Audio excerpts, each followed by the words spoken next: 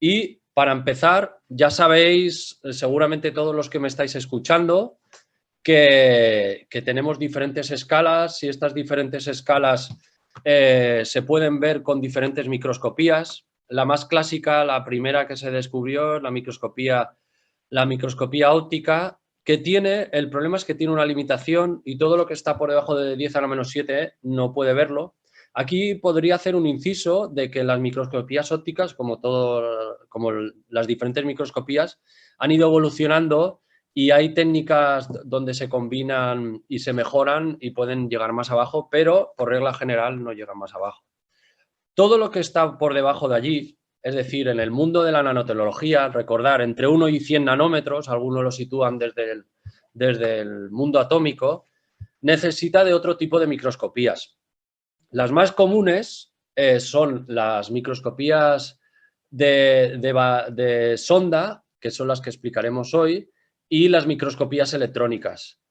La que llega más en profundidad a nivel de microscopía electrónica, que está por aquí o incluso menos, es la microscopía electrónica de transmisión, pero deciros que el mundo de la nanotecnología no tiene únicamente estas microscopías, sino que hay muchas microscopías o muchas técnicas que nos permiten conocer realmente cómo son los nanomateriales. Es más, una de las bases de la nanotecnología es la nanocaracterización, el saber cómo es el material, su tamaño, su forma, si está aglomerado, su estado químico, su superficie específica, etcétera. Todo eso marcan realmente el comportamiento del nanomaterial. Por tanto, la caracterización de los nanomateriales es importantísima para el desarrollo de la nanotecnología en sí.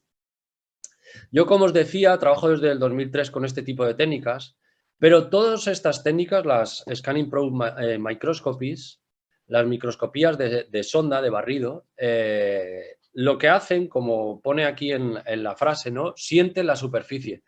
Al final, todas, el aspecto común, aunque hay varias, el aspecto común es que siempre tenemos una sonda que va siguiendo el perfil de una superficie, siguiendo sus picos y sus valles. ¿Qué pasa?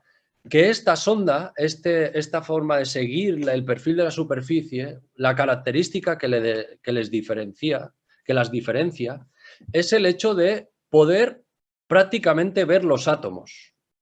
Y aquí está la gran diferencia. Pensar que cuando...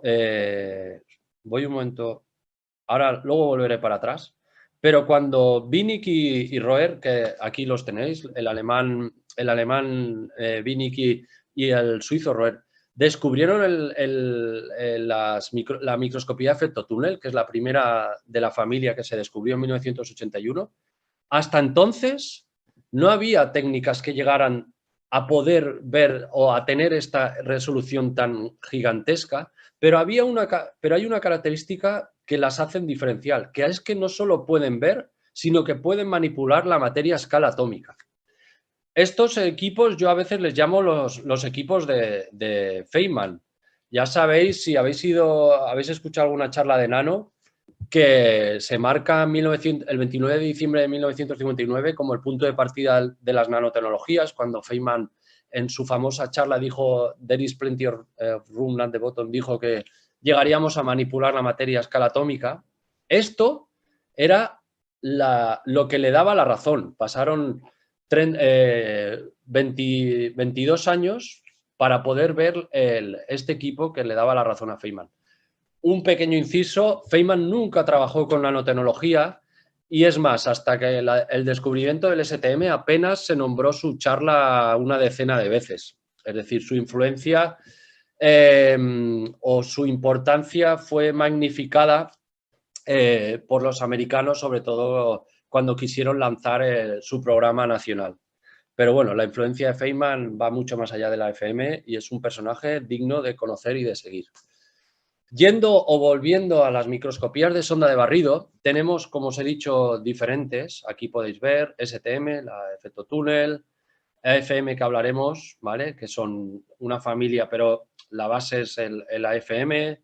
Tenemos incluso algunas que interaccionan con microscopios ópticos, como el SNOM, pero todas con una sonda, como pone aquí, se barre la superficie de una muestra mientras analiza la interacción que ocurre entre la punta y la muestra. Esta interacción puede llegar de diferentes modos, como veremos a continuación.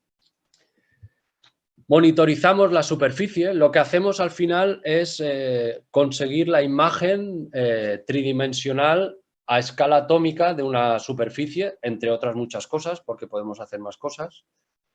Obtenemos, por tanto, una imagen, y esta imagen se obtiene del escaneo. Vamos pasando línea a línea, punto a punto, por una superficie XY hasta obtener la imagen.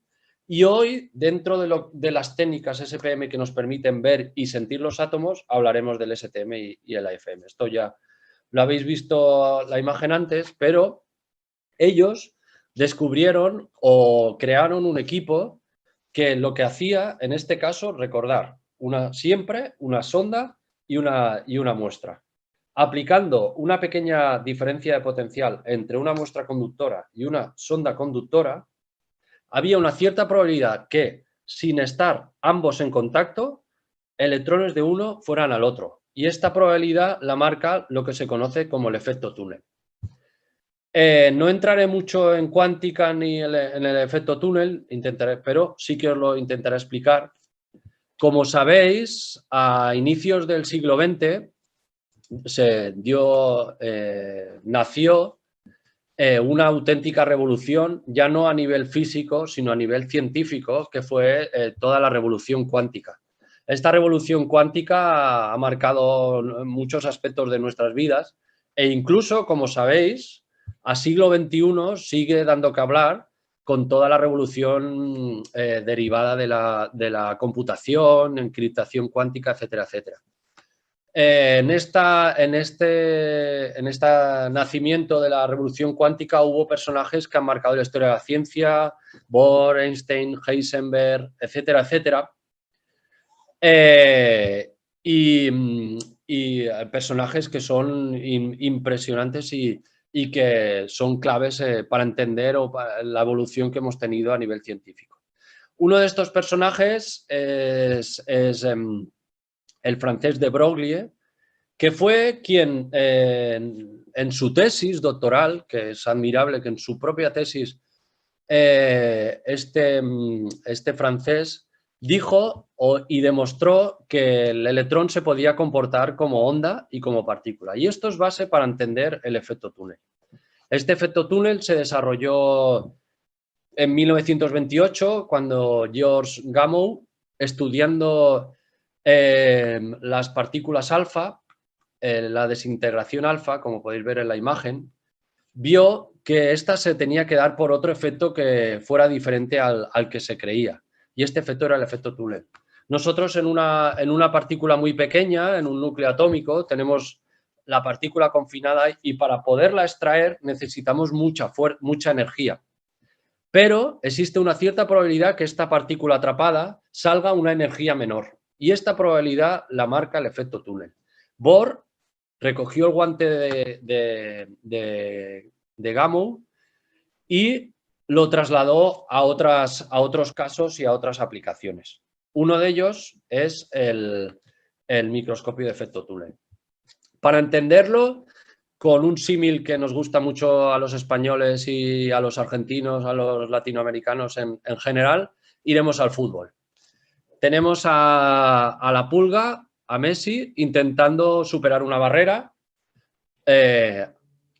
Tenemos el caso que Messi lo ha hecho de tirar por debajo, pero este no lo tenemos, no pensar en ese. Para superar esta barrera ha de aplicar una energía que sea superior a la masa por la gravedad, por la altura de esta barrera. Esto sería el mundo macroscópico, el mundo clásico, etcétera, etcétera. En cambio, si tuviéramos un Messi, él ya de por sí es pequeño, pues imaginar que fuera mucho más pequeño y estuviera en el mundo cuántico, en el mundo atómico, podría atravesar la barrera con una cierta probabilidad, estando la barrera quieta.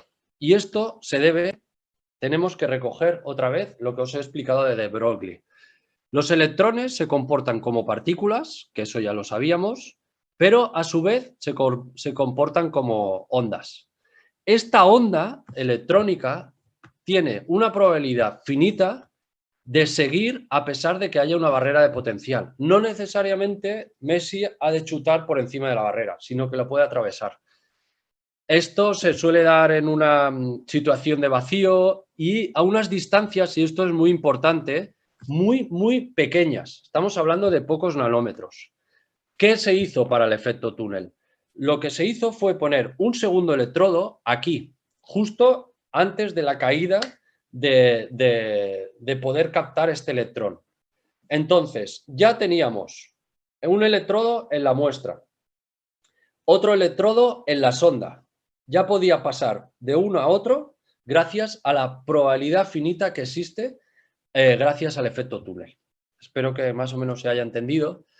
Esto a nivel, una breve inciso histórico, Rorer y Winnig ellos realmente estudiaban materiales superconductores y querían meterse dentro de la estructura a nivel atómico y vieron que las microscopías que por entonces había no eran suficientes para poder ver todo lo que querían ver. Se ha de decir que aunque la microscopía electrónica de transmisión actualmente tiene una resolución por debajo de la escala atómica, en esos momentos no. Esto se consiguió años después gracias a corregir la aberración de las lentes electromagnéticas, que eso si os metéis en YouTube o demás os lo puedo explicar, o desde la Universidad de Barcelona tenemos un curso de microscopía, un MOOC, si ponéis MOOC, microscopía Universidad de Barcelona, y es un curso donde aprenderéis AFM, aprenderéis SEM, microscopía electrónica de barrido, de transmisión, una que combina ambas y la microscopía óptica confocal. Es un curso gratuito. Bueno, yo he aprovechado para hablarlo, no lo tenía pensado. Volviendo. Ellos estudiaban, entonces dijeron, necesitamos otro tipo de microscopías. Cogieron a Gerber y con su ayuda comenzaron a diseñarlo partiendo del efecto túnel, hasta que lo lograron en 1981.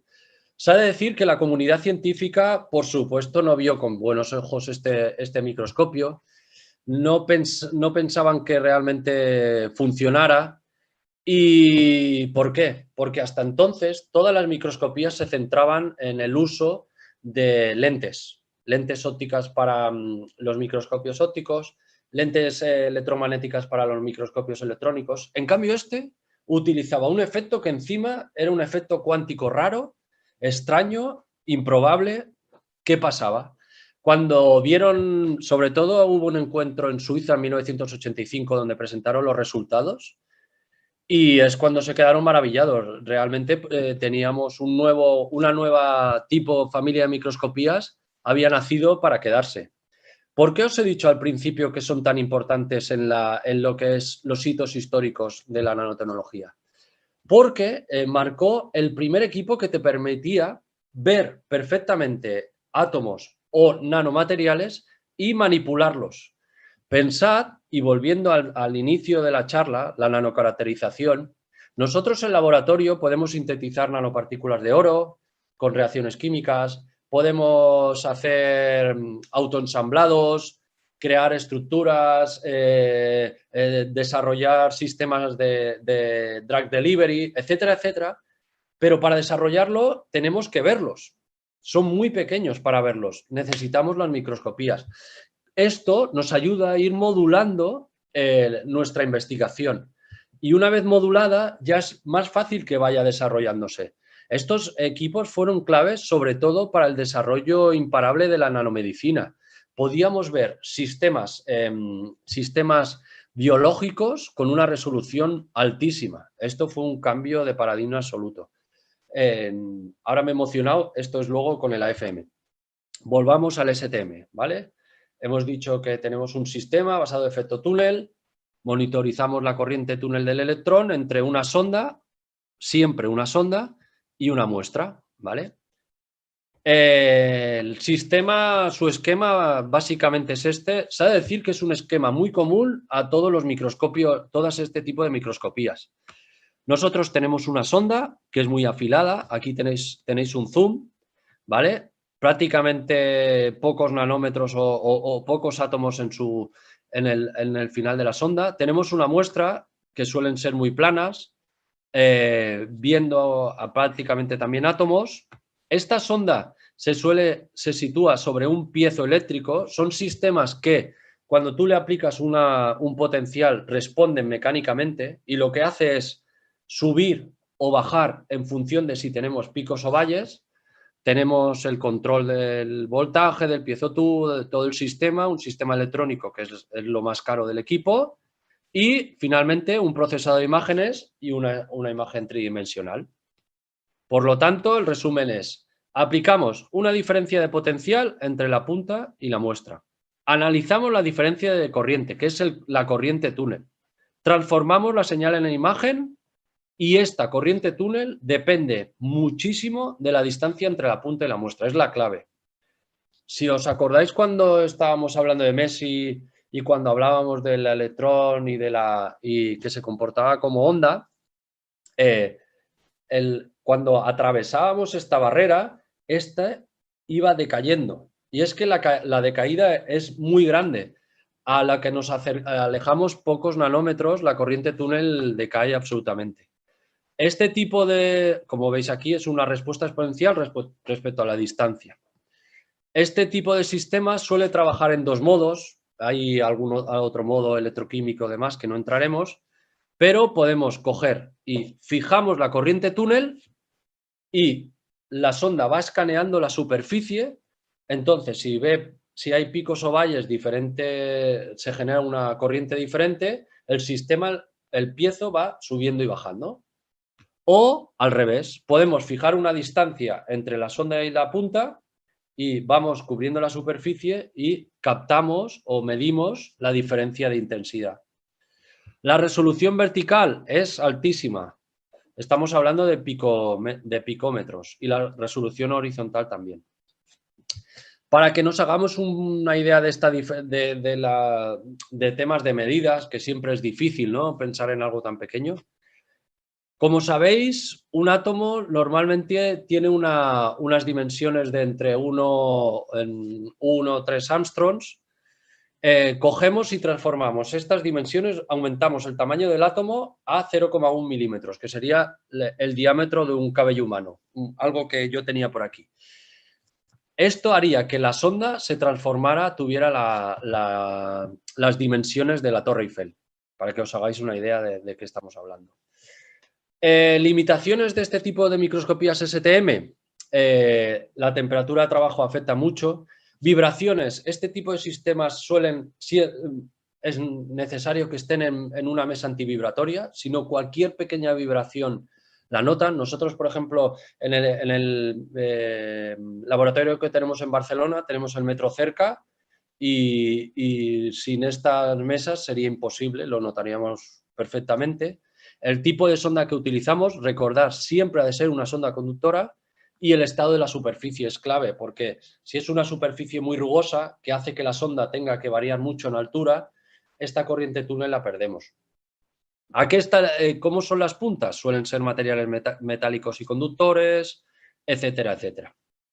Aquí podéis ver una última nota del STM para no enrollarme más, que es muy importante. No representa la posición de átomos, sino zonas de la superficie con diferente densidad electrónica. Esto es importante. Entonces, por ejemplo, una molécula como esta, una fase alfa de estaño y selenio, pues podemos verla con esta resolución en imágenes de 3×3 nanómetros. Y para acabar el STM, deciros que no solo es capaz de ver estas nubes atómicas, sino que es capaz de manipular. Y ahora lo vamos a ver, porque esta imagen de aquí, el logo de IBM, todos estos sistemas se descubrieron en IBM.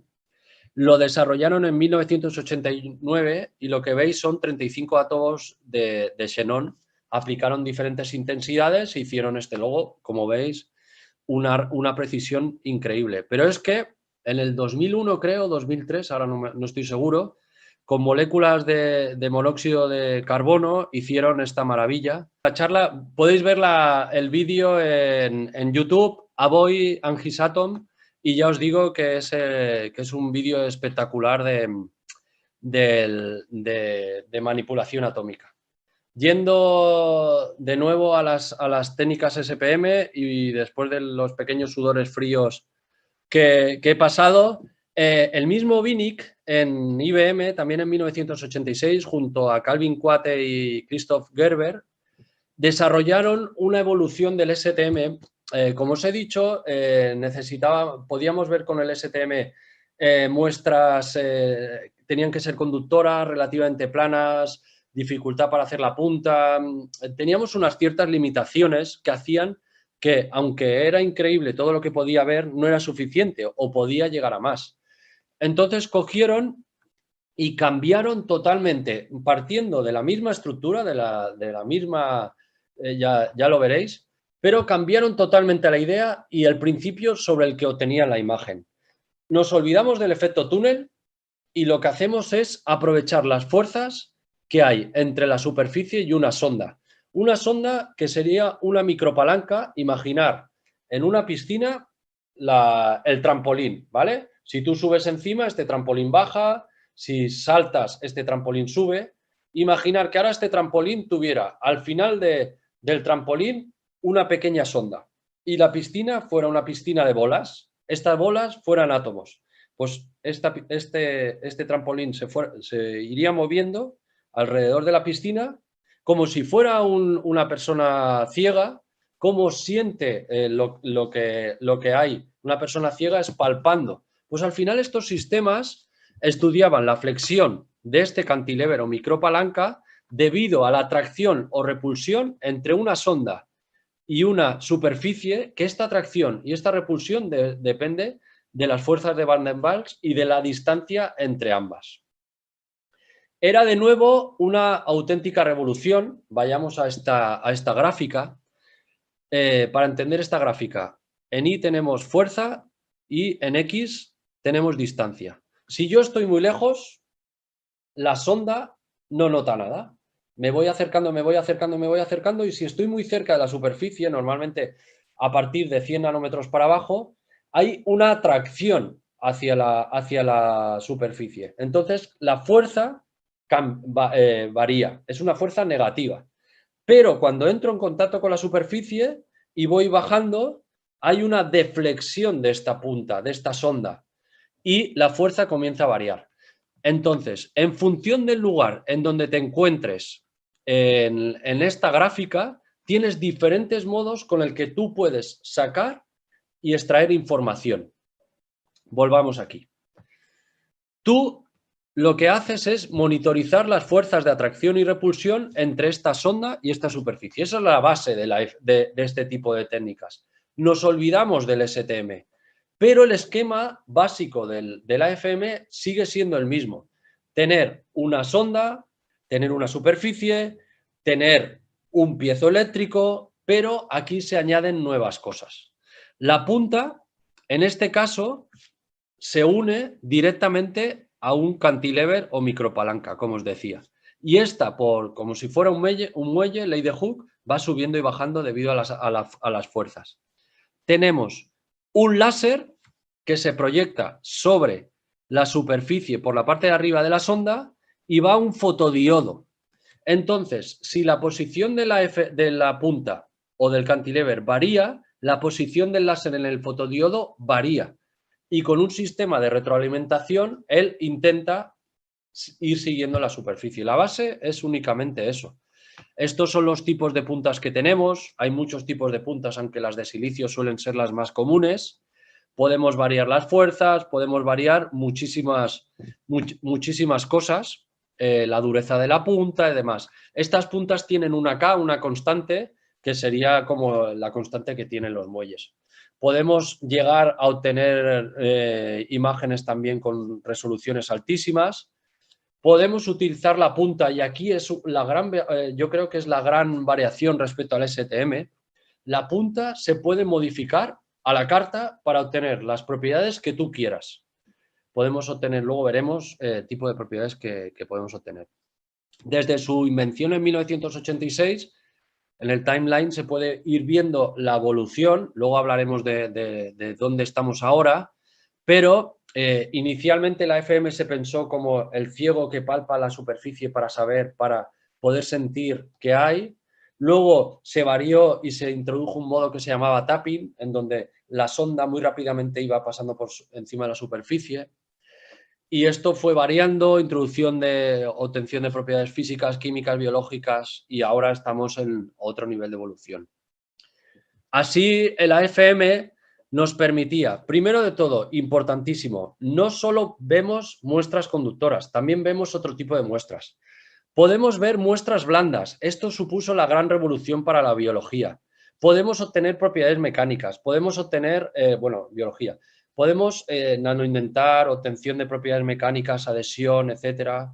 Podemos obtener propiedades físicas, recubriendo la superficie con cobalto cromo, por ejemplo, y magnetizando la punta podemos ver cosas como esta. Esta es la superficie, en cambio esta es el comportamiento magnético. Recubriendo la superficie con un material conductor, con platino, por ejemplo, podemos llegar a ver también el comportamiento eléctrico de la conductividad de una muestra a nivel de picoamperios, una resolución espectacular. Es decir, se convierte en una herramienta multidisciplinar para ver y manipular muchas cosas. A nivel de AFM, por ejemplo, hoy estudiábamos, se había modificado una superficie con un material biológico, modificamos la punta, la ponemos en contacto y estudiamos la fricción que ocurre. Es decir, altas resoluciones, altas capacidades de una manera muy sencilla. El futuro de la AFM, pues desde hace mucho tiempo lo está marcando, por ejemplo, aumentar la velocidad para obtener la misma resolución, porque normalmente la AFM era un sistema que tenía que pasar por toda la superficie y tardaba un tiempo. Esto se está mejorando. Combinar el AFM con otras técnicas. Hoy me ha llegado un webinar que hay el día 24 de julio, creo, donde lo combina con infrarrojo, también con técnicas ópticas, con SEM se está comenzando a combinar, etcétera, etcétera. O mejora o estudios nuevos para entender mejor determinados procesos gracias a este tipo de sistemas. Se está estudiando mucho como el comportamiento del agua y demás. Mejor a nivel de aplicaciones biomédicas, estudios de antitumorales. Podemos estudiar el ADN, cómo el antitumoral afecta al ADN de una manera muy sencilla. Es decir, supuso una gran revolución a nivel tecnológico para poder ver sistemas que estábamos estudiando en el laboratorio.